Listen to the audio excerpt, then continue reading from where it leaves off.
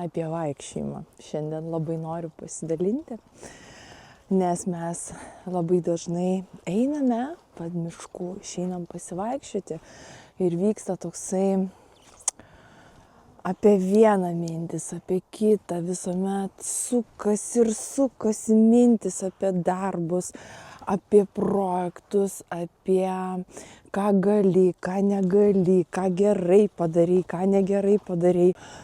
Ir gaunasi taip, kad žmonės išėję pasivaikščioti, nesvarbu kokia trukmė, valandą, 2, tu visą laiką esi mintyse. Kai tiesiog eini ir ką aš kviečiu padaryti, tai sustot ir suprast, kad išėjau į mišką pasivaikščioti. Tai reiškia išgirsti, kaip po tavo kojomis šnara lapai, pastebėti saulutės spindulius, apšviestus tam tikrus medžius, apšviestas šakas, pastebėti galbūt, kad jau ruduo atėjo ir lapai nukrito. Būti.